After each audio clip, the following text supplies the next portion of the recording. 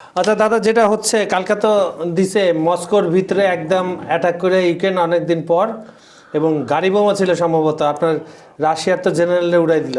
এখন কি করবেন? না না, এটা বিস্ফোরক ডিভাইস ছিল। সেই বিস্ফোরক ডিভাইসটা হচ্ছে লেফটেন্যান্ট জেনারেল, তার নাম হচ্ছে ফানিল, হ্যাঁ, সারভারভ, তারপরে 15 সালে জেনারেল ছিল।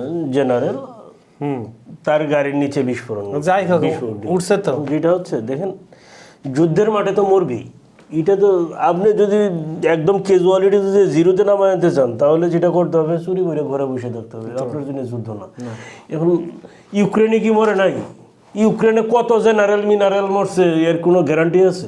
এর কোনো হিসাব আছে? আপনার ড্রোন দিয়ে যেগুলো মারছেন, ড্রোন ক্ষেপণাস্ত্র সব দিয়ে। যদি পুতিনের ভাষায় যদি বলি যে 2025 সনের শুরু থেকে এ পর্যন্ত ইউক্রেনে 5 লাখ সৈন্য মারা গেছে, পুতিনের দাবি হিসাবে। তারপরে দাদা, যেটা আপনি তো একটা কথা স্বীকার করবেন যে আপনার যখন কোন যুদ্ধটা শুরু হয়, প্রথম যে জিনিসটা মারা যায় সেটা হচ্ছে সত্যের, ট্রুথটা মারা যায়। এখন যে যার পক্ষ তো বাড়ায় বলাই, তাহলে নিরপেক্ষ যদি আপনি দেখেন। আমি আপনাকে বলি, এটা এইগুলো হচ্ছে বিচ্ছিন্ন হামলা।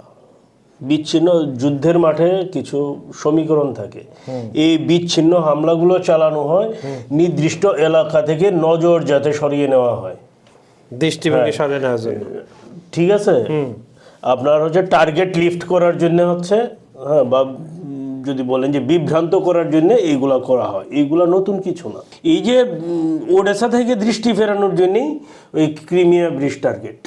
হ্যাঁ, সুমি অঞ্চলে ধরেন যে আপনার হার্বোবস্কের যে একটা গ্রামে রাশিয়া বাহিনী খুব দ্রুত এগোচ্ছিল, হ্যাঁ, এইটাকে লিফট করার জন্যে আপনার ওই মস্কোতে যে আপনার ইসের কি বলে, বুঝতে পারছে, হ্যাঁ, মস্কোতে যে আপনার গাড়ির নিচে পুঁতে রাখা যে ডিভাইসটা, হ্যাঁ, বিস্ফোরক ডিভাইস। এই জিনিসগুলো কিন্তু ইসে না, এইগুলো একটা আরেকটার ধারাবাহিক কনসিকুয়েন্স। হ্যাঁ, এইখানে কেউ যদি বলে যে হুট করে হামলা চালিয়ে দিচ্ছে, বিষয়টা কিন্তু এইরকম না। এটা আসলে কি, আগের হামলায় তো ওডেসা বন্দরে আগুন লাগে নাই, কিন্তু কি হয়েছে, জ্বালানি অবকাঠামো ক্ষতিগ্রস্ত হচ্ছে। ওডেসার 10 লাখ পরিবার বিদ্যুৎহীন ছিল তো, সেই বিপর্যয় তো এখনো কাটায় উঠতে পারে না, রাতারাতি তো এগুলো ঠিক করতে পারবো না। আর আরেকটা কথা, সুমি অঞ্চল নিয়ে, এবং ওডেসা অঞ্চলে আপনার আরো আসতেছি, ওডেসা অঞ্চলে যে হামলা চালানোর এই হামলাগুলো, মানে কিছু ড্রোন হামলা চালানো হয়েছে ওডেসা বন্দরের যে পোর্টের সাথে সংযোগকারী বা যে ব্রিজের ড্রোন হামলা চালানো হয়েছে। এর কারণ কি? এর কারণ হচ্ছে ওডেসা অঞ্চল থেকে মানুষ আস্তে আস্তে সরুক।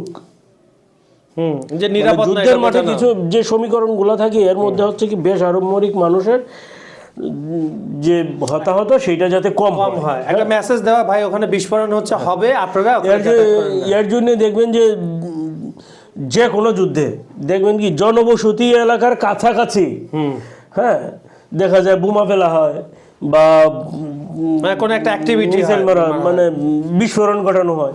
এর মানে হচ্ছে কি, এই এলাকা ঝুঁকিপূর্ণ, ছেড়ে যাও। এইটা হচ্ছে বিষয়। এখন দেখেন ইউক্রেন সামরিক কৌশল কি দাবি, ইউক্রেনের যে দাবি যে বন্দর জ্বালানি অবকাঠামো লক্ষ্য করছে, এটা তো রাশিয়া তো ঘোষণা করেছে। রাশিয়া তো এটা ঘোষণাই দিয়েছে যে ইউক্রেনকে কৃষ্ণ সাগর থেকে বিচ্ছিন্ন করে ফেলবে। হ্যাঁ, তো তাহলে এখানে প্রেডিক্ট করার কিছু তো নাই। এখানে জেলেনস্কিও এমন কিছু বলে নাই যেটা হচ্ছে আপনার একদম বিশ্ব মিডিয়ায় আলোচনায় চলে আসবে, আলোচনার মতো কিছু বলে নাই। ঠিক আছে, ইউক্রেন কি এমন অবস্থা করবে, রাশিয়া সামুদ্রিক লজিস্টিক ব্যবহারে সব একদম অচল হয়ে যাবে ইউক্রেন, জিরোতে নামিয়ে দিবে। ঠিক আছে। জি, এখন আমি যেটা আপনাকে বলছিলাম যে ওডেসার যে সুমি অঞ্চল, এখানে কিন্তু প্রচুর অ্যাক্টিভিটি গত কয়েকদিনে দেখা যাচ্ছে। এই নিয়ে কিছুটা বলেন। 52 জনকে ধরে নিয়ে গেছে সর্বশেষ। এখন দেখেন সুমি অঞ্চল হচ্ছে, দেখেন সুমি অঞ্চলটা হচ্ছে আপনার কিয়েভের ঘাড়ের উপর, বুঝতে হবে, কিয়েভের ঘাড়ের উপর সুমি অঞ্চল। এখন সুমি অঞ্চলের চাপ বাড়াইলে কিয়েভে চাপ পড়ে স্বাভাবিকভাবে। ঠিক আছে, সুমি অঞ্চল কিন্তু এই যে ক্রিমিয়া ছাড়া যে খার্কিভ বা খেরসন বা লুহানস্ক, দামেস্ক, দোনেস্ক এইসব অঞ্চলের সাথে না, এটা কিন্তু আলাদা আলাদা অঞ্চল। একটা, কিন্তু যেটা হচ্ছে এখন এটা যদি জেলেনস্কি না বুঝে তাহলে তারা প্রাইমারি স্কুলে ভর্তি করে দেবে। না, ঠিক আছে, প্রাইমারিতে ভর্তি করব। সুপ্রিয় দর্শক, বিশ্ব সংযোগে আপনাদের স্বাগতম। কেমন রয়েছেন আপনারা? নিশ্চয়ই ভালো, আমরাও ভালো আছি। আপনাদের সঙ্গে আমি রয়েছি আজকে কাজল হায়দার, আমার সঙ্গে রয়েছেন সিনিয়র সাংবাদিক আমি বিশ্বজিৎ দত্ত ভৌমিক। আচ্ছা, আর আমাদের ভিডিওগুলো আপনারা পৃথিবীর কোন প্রান্ত দেখছেন? আমেরিকা, ইউরোপ, ইউকে, মধ্যপ্রাচ্যের দেশ হোক, সেটা পাকিস্তান, ভারত, যেখানে হোক, লিখে পাঠান কোত্থেকে দেখছেন। আর আমাদের ভিডিওগুলো সম্পূর্ণ দেখে তারপরে লাইক, কমেন্ট ও শেয়ার করুন। আমাদের ভিডিওগুলো আপনারা বাংলা ভাষাভাষীদের মধ্যে ছাড়িয়ে দিন।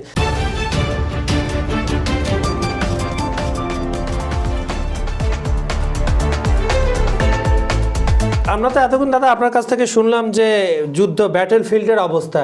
এখন যে শান্তির গাড়িটা আমার ট্রাম্প কাকু, ডোনাল্ড ট্রাম্প, মার্কিন যুক্তরাষ্ট্রের প্রেসিডেন্ট, উনি যে ক্ষমতা আসার পর থেকে অব্যাহতভাবে চেষ্টা করছে, Alaska to Oval Office, Oval Office to Berlin, Berlin to Miami, তো বিভিন্ন জায়গায় সে শান্তির গাড়িটা নিয়ে যাচ্ছে, সেটার পাইলট আমরা বলি। তো সেই আলোচনাটা কোন পর্যায়ে রয়েছে একটু যদি দর্শকদের বলতেন। আচ্ছা দেখেন, এই যে ইউক্রেনে যে যুদ্ধ, ইউক্রেন যুদ্ধের যে পরিস্থিতি, সেটা হচ্ছে আপনার যে রুশ বাহিনীর অগ্রযাত্রা কিন্তু কমেনি।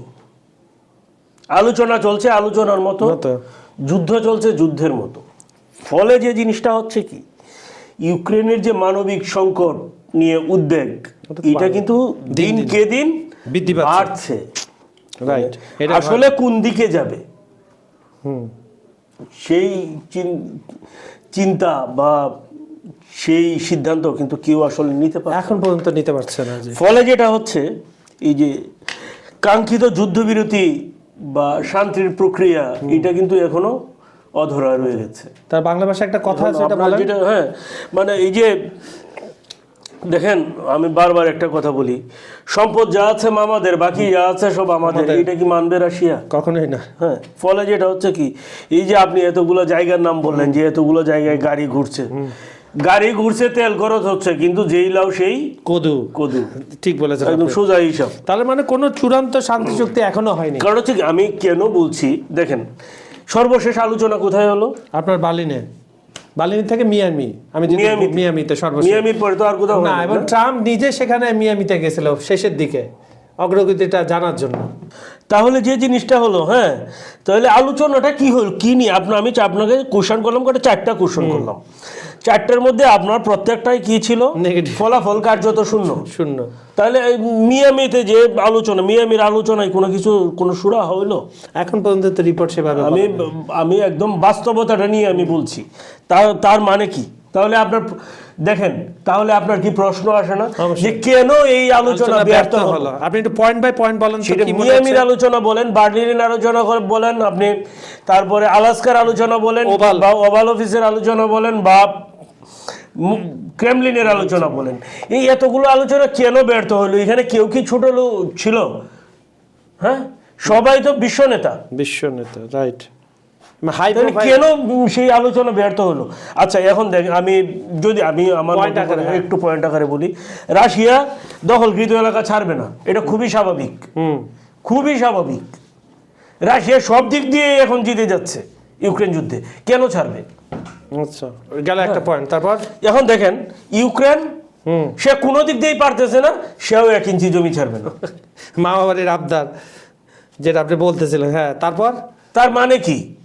এখন দেখেন, নেটো নিয়ে যুক্তরাষ্ট্র, হ্যাঁ, ইউরোপের পশ্চিমাঞ্চল, ইউরোপের পূর্বাঞ্চল, এইগুলা এক এক জায়গার সিদ্ধান্ত এক রকম। মানে কি?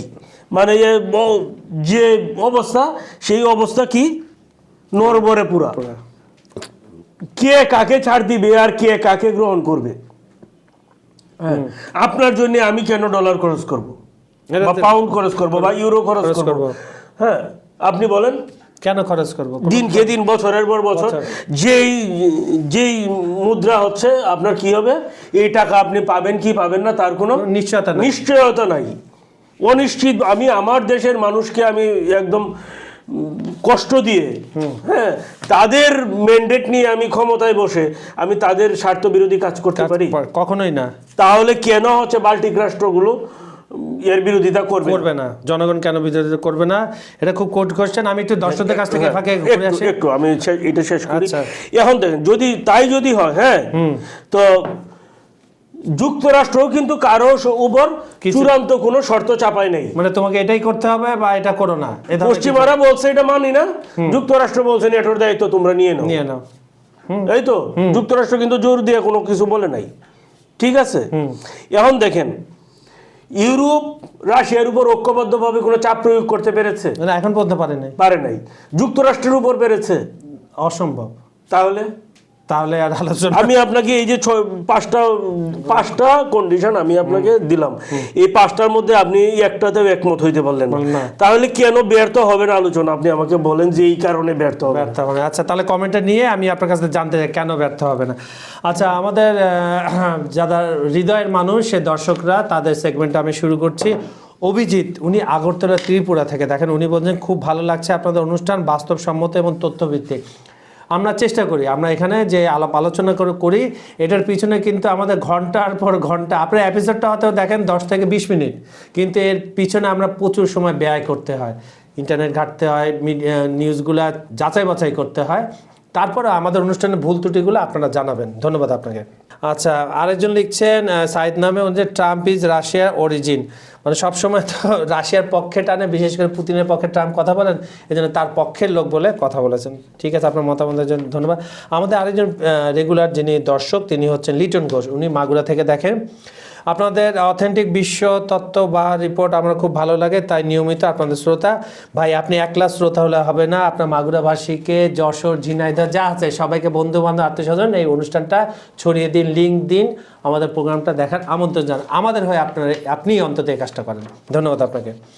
মইনুল নামে আমাদের অনুষ্ঠানের সর্বশেষ দর্শক, সর্বশেষ না, অনেকে করছেন, কিন্তু আজকের এপিসোডে অনেকে, আমাদের তো সময় সংক্ষেপ থাকে, আপনারা বুঝতেই পারেন, আপনারা এপিসোডটা যখন দেখেন আমাদের টাইম ফ্রেম বেঁধে দেওয়া হয়, তাই আমরা 4-5 থেকে বেশি আমি দর্শকদের কমেন্ট নিতে পারি না, তবে আমি চেষ্টা করতেছি এটা আরও বাড়ানোর জন্য। গতকালকে আপনারা বলেছিলেন আপনারা ভিডিও করা ছেড়ে দেবেন, খবরদার এরকম করলে কিন্তু ভালো লাগবে না আমার, এই জন্য আপনাদের দায়িত্ব নিতে হবে, বেশি বেশি দেখেন, শেয়ার করেন, লাইক করেন। তাহলে সর্বশেষ কি দাঁড়ালো? আপনি তো যে পেটিশন দিলেন, আলোচনা আসলে কোনো পর্যায়ে যাচ্ছে না, আপনি পয়েন্ট টু পয়েন্ট এটা যাচ্ছেই তো না। আমি যে জিনিসগুলো বললাম, তাহলে সামনে কি হবে? সেইখানে দেখেন, এতগুলো আলোচনার মধ্যে যে জিনিসটা আসছে কি, যে কোনো স্ট্রাকচার ওয়েতে নেই, কোনো ভারসাম্য থাকতেছে না কিছু। বলে যেটা হচ্ছে আপনি যাই করেন না কেন, একটা চেক অ্যান্ড ব্যালেন্স তো জরুরি। চেক অ্যান্ড ব্যালেন্স না থাকলে আপনি কি করবেন? আসলে কি করার আছে? কিছুই করার নাই। ফলে যেটা হচ্ছে কি, এই যে বৈশ্বিক যে শক্তির রাজনীতির যে ভারসাম্য বা প্রেক্ষাপট, সেই প্রেক্ষাপটটা কীরকম হচ্ছে দেখেন। যুক্তরাষ্ট্র কি চায়? যুক্তরাষ্ট্র চায় যুদ্ধ তাদের নিয়ন্ত্রণে থাকুক। যুক্তরাষ্ট্র কিন্তু পুরোপুরি শেষ করতে চায় না, মানে কমান্ডিংটা তাদের হাতে থাকে। মানে দেখেন, যুক্তরাষ্ট্রের যে দফাগুলো, এই দফাগুলো পর্যালোচনা করলেই আপনি দেখবেন যে যুদ্ধ পুরোপুরি শেষ হোক সেটা যুক্তরাষ্ট্র কখনোই চায় না। রাশিয়া এখন নিজেদের প্রেস্টিজ হিসাবে দেখছে, এটা সোজা হিসাব। রাশিয়া যুদ্ধে নিজেকে জয়ী হিসাবেই দেখতে চায়, স্বাভাবিক, অনফিল্ড তো তাই বলে, ঠিক আছে, আর ব্যাটল ফিল্ডও কিন্তু তাই বলছে সেটা। এখন দেখেন কি, ইউরোপ অর্থনৈতিক এবং রাজনৈতিকভাবে ক্লান্ত, কিন্তু হ্যাঁ, এই অর্থনীতিকে ট্যাকেল করার জন্য ইউক্রেনকে ইনফ্লুয়েন্স করে ওই যে ঋণ টিন দিয়ে রাশিয়ার সম্পদগুলো কিভাবে হাতিয়ে নেওয়া যায়, হ্যাঁ, এই জায়গাগুলো ইউরোপীয় দেশগুলো চেষ্টা করতেছে, কিন্তু বাস্তবতা হচ্ছে কি, যে সাহস পাচ্ছে না, ক্লান্ত হয়ে গেছে, বুকে বল নাই, মুখে ফটফটা নিয়ে আসছে, মুখে ফটফট করে তো লাভ নাই, পারলে করে দেখাও বাবা।